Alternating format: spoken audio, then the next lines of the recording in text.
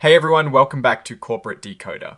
Today we're diving into a filing that has us all scratching our heads a bit, and let's just say things took a rather colourful turn for RCI Hospitality Holdings. We were looking at a report from September of next year filed on the 16th.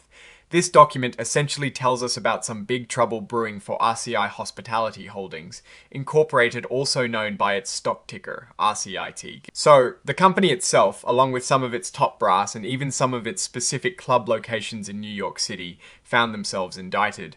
This is a pretty serious legal development. What exactly are they accused of? Well, the indictment lays out a pretty grim picture. We're talking about charges of conspiracy, which means working together to do something illegal, bribery, which is offering something valuable to influence someone, criminal tax fraud, which is basically cheating on taxes, and filing false documents. Digging into the details, it seems like the New York State Attorney General's office was investigating.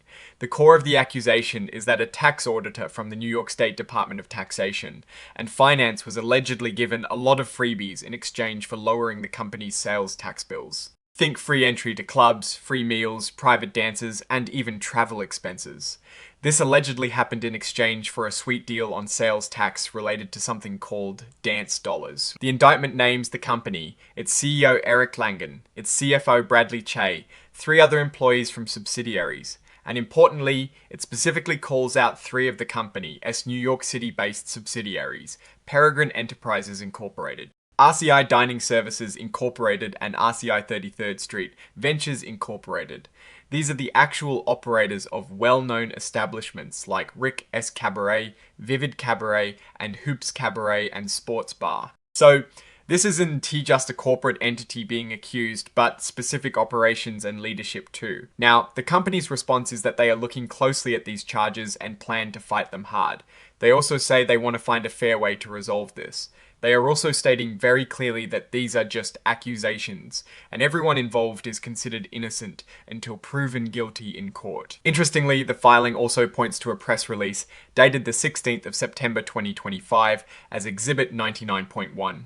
This usually means the company put out its own statement about these events, and we can assume it would echo their defense and their stance on the allegations. The report is signed off by someone named Travis Reese, who holds the title of Executive Vice President, and dated the 19th of September 2025, a few days after the indictment date.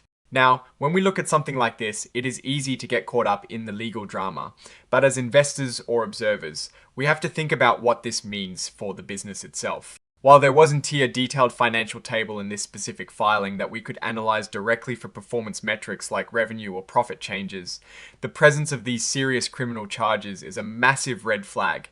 It directly impacts the company's reputation, its ability to operate smoothly, and create significant legal and financial risks. Think about it this way, if a company is accused of bribing officials to avoid taxes, it suggests a culture that might not be prioritizing ethical business practices. This can lead to loss of customer trust, difficulty in securing financing, and potential severe penalties, if found guilty, including hefty fines and even operational bans. The fact that specific subsidiaries and high-level executives are named means that the potential consequences could be far-reaching, affecting operations and leadership across the board.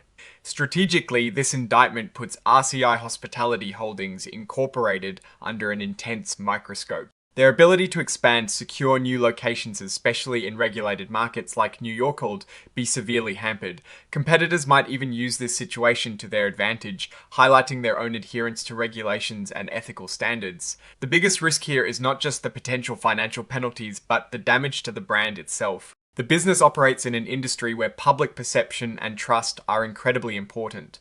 Being associated with bribery and tax fraud could alienate customers and partners alike. In conclusion, while the full financial picture is laid out in this particular report, the legal bombshell dropped on RCI Hospitality Holdings Incorporated is the dominant story. The allegations of conspiracy, bribery, and tax fraud are incredibly serious and create substantial uncertainty and risk for the company. Their defense will be crucial, but the path forward looks incredibly challenging, with potential severe repercussions for their operations and reputation. What are your thoughts on this situation? Do you think RCI Hospitality Holdings Incorporated can recover from these allegations?